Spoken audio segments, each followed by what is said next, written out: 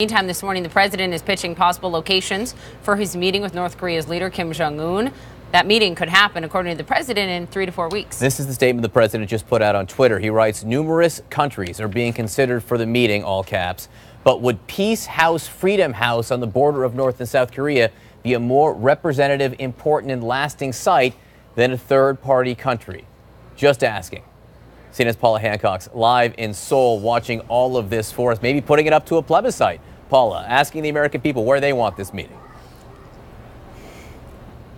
Absolutely. I mean, it's certainly possible that the meeting would be at the DMZ, especially after what you saw last Friday, that picture-perfect, made-for-TV moment that was the summit between the North Korean leader and the South Korean president. So clearly, President Trump has been watching that. And we also have more details about that meeting from last Friday. We're hearing from the Blue House that Kim Jong-un has said that he is going to shut down the North Korean nuclear facility, which is in Punggye-ri. This is the testing site where all 6 tests have been carried out. And he said he's going to do that in May. Now, bearing in mind May starts tomorrow, that could be quite soon. He's going to invite experts and journalists, he says, from the US and from South Korea, so that there is complete transparency. He also rejected reports that that site has become obsolete because it collapsed, saying there are actually 2 tunnels there that nobody knew about, and they're in very good condition, but he's still going to shut that down.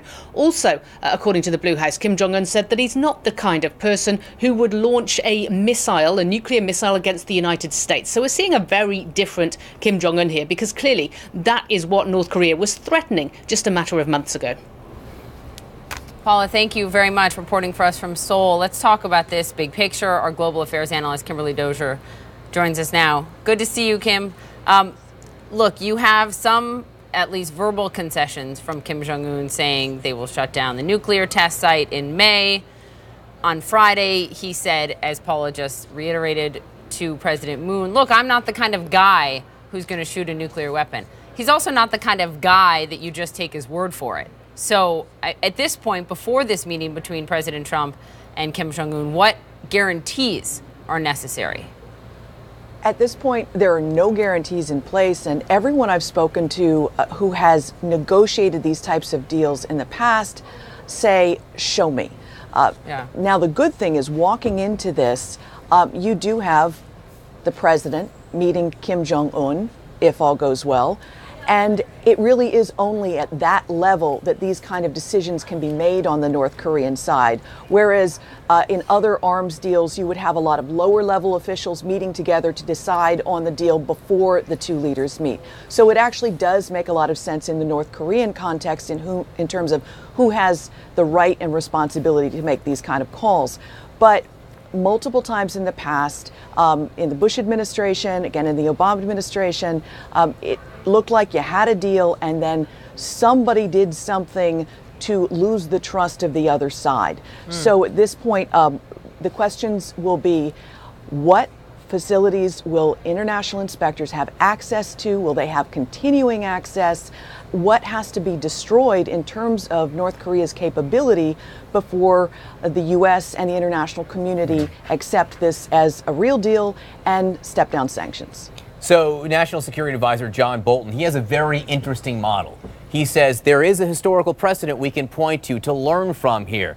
And he says it's Libya. Listen to him. We have very much in mind the Libya model from 2003, 2004. There are obviously differences. The Libyan program was much smaller, but that was basically the agreement that we made. If you're Kim Jong-un and the Libyan model is what this is based on, you got to be sitting there thinking, I'm not so sure I want this. Muammar Gaddafi ended up dead. Exactly. It didn't work out too well for him. So the difference in this situation is that North Korea also has China as a guarantor. It has warming relations with South Korea. In a sense, what Kim Jong-un is managing to do is get the momentum for get people hopeful for possibilities that almost get them out over their skis, so it's hard to stop. Right. But so the ball is almost in the U.S. court, but it's also going to be could be blamed on Trump if this fails. That is a great point, Kim, and it's what we wanted to ask you next, which is, does this peaceful rhetoric, this sort of kumbaya almost, if you will, these images out of the meeting between President Moon and Kim Jong-un box President Trump in, meaning after that, how can President Trump really go back to fire and fury, little rocket man, my button is bigger than yours? Exactly. It's almost like one of those little woven finger traps, like the closer, more you get in, when you try to pull out, the tighter it's going to get. Right. It's going to be tougher for the U.S. to use the threat of military action. And it's also possible that because of the South Korean party on the ground that is in power and their propensity towards unification with the North, that they will be able to be convinced and convince their own people that this is better than always having the threat of multiple artillery shells raining down on us from the north. Kimberly Dozier, great to have you with us. Thank you very much.